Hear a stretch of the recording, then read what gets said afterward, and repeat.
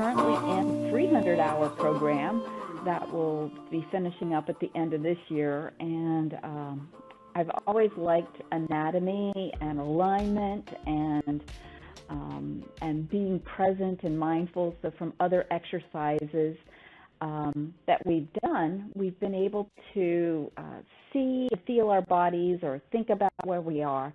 And so much of the time we sit and we're at our computers and our shoulders are rounded, our heads might be forward, and what this is doing is strengthening the fronts of our neck, our pecs around the front here, and then we sit a lot. A lot of us aren't taking breaks.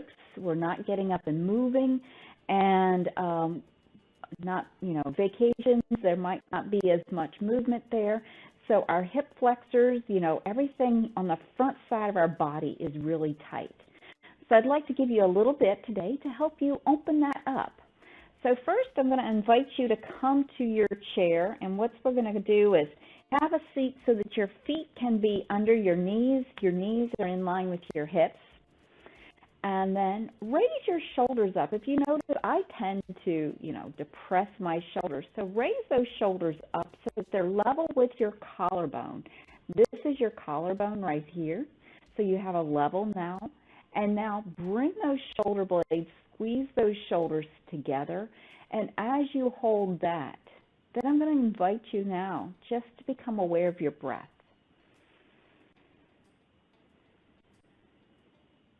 When we practice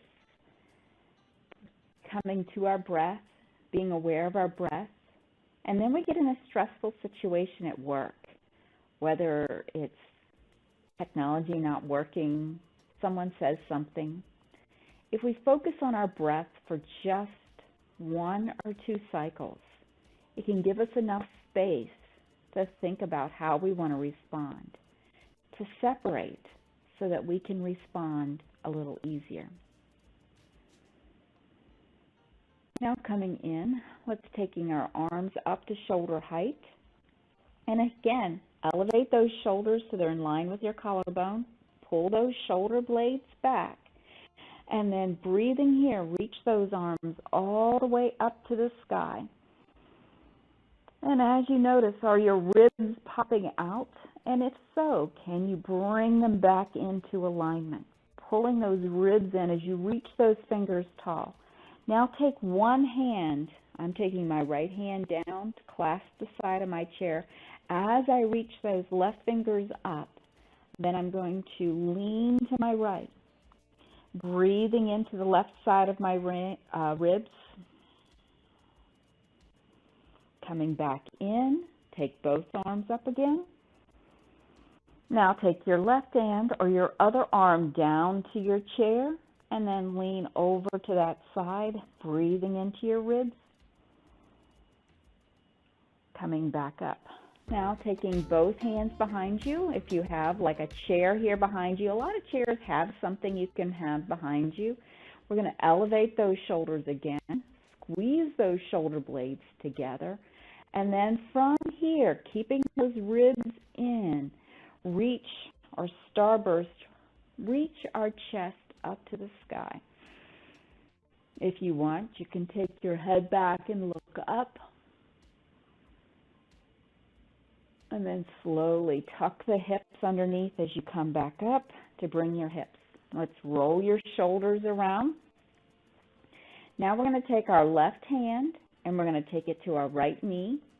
Right hand is going to go to the chair behind you or to your hip. And then reach your chest tall and then twist. Pull that right shoulder back, left shoulder as you look over that right shoulder. And then take a nice deep breath here. Breathing into your body, noticing that addition of space, and then come back into the center. From here, we're going to just do one cat-cow, so that's arching your back, tucking your hips underneath chin to your chest, and then as you inhale, pull your chest forward, and then exhale, go back to your cat, arching your back, and then inhale as you pull your chest through, and that's considered cow. back into center, rooting down. Your right hand this time, your other hand goes to your left leg, left hand behind you. Inhale as you lengthen your chest, and then pull that left shoulder back as you twist to the left and look behind you. Taking another deep breath, adding space. And then coming back into the center. And then instead of cat-cow this time, heel-toe your feet slightly open. Have your elbows out to the side. And then fold your chest over. And then inhale, curl your chest back up. And then fold over. And then back up. And then bring those feet back in and stand up. Now let's think about that front of those legs. Now, if your chair is on wheels, then I'm going to encourage that you go with the desk that you're using, the surface. A wall you can use, but you can press your hands into that desk, that surface. Take one leg straight back from your hips. Press your heel down, bend that back leg, and then tuck that hip underneath, releasing that front of that hip. If you want from here, you can take your opposite arm and reach it up and then circle it behind you, giving your arm, your shoulder, a little bit of a release.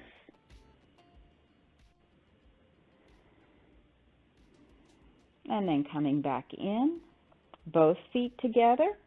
Now that other foot, so shoulders are going to be up and back. We're going to slide that other foot back, press the heel down, bend the knee, tuck the hip underneath, and then square here. Breathe as you press.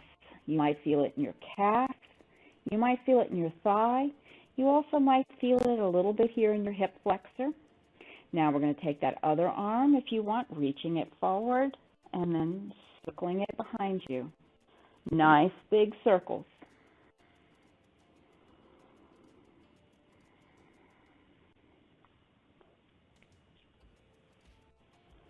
One more. Come back into the center. Press your hands down. Step that foot up.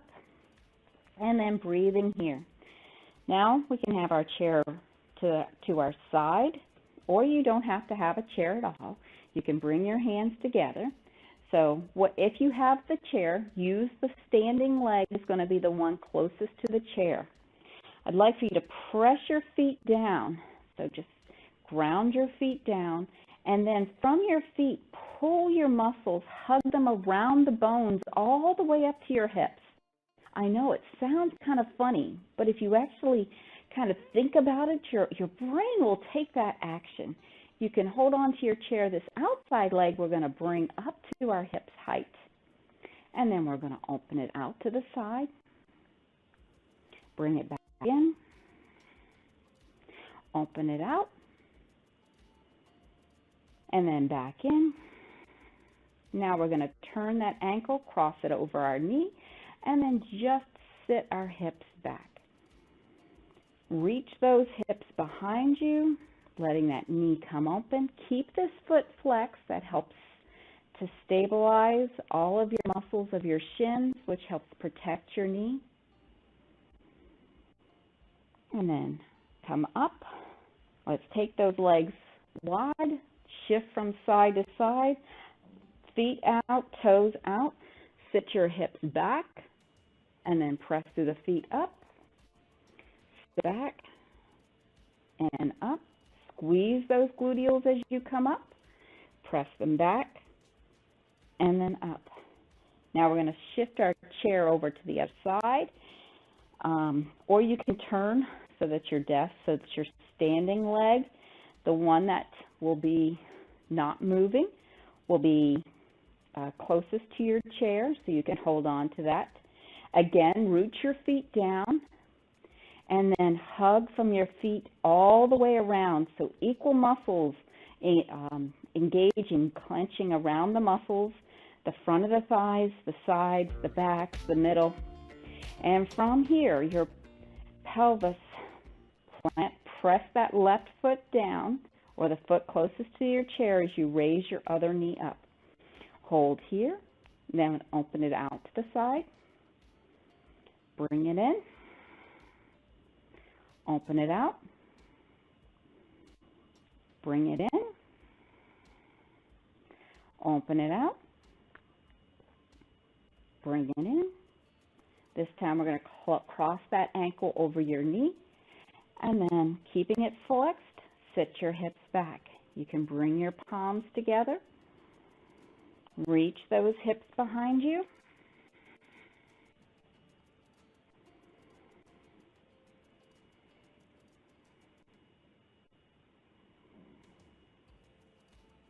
And then slowly press through the standing leg, take it down, shake your legs out. Now let's say you've had, we're just going to move the chair off to the side. You've had a really stressful day and you're like, I just need a little energy. Or you don't want to go for that coffee, you want a little bit of energy. Now the other technique that I use is actually bouncing. So just start with your toes, bouncing heels off the floor. You can hold on, you don't have to.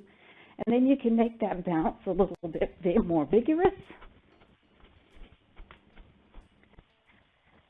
And then slow it back down. Come back into steady. And notice how you're feeling. So, I want to thank you.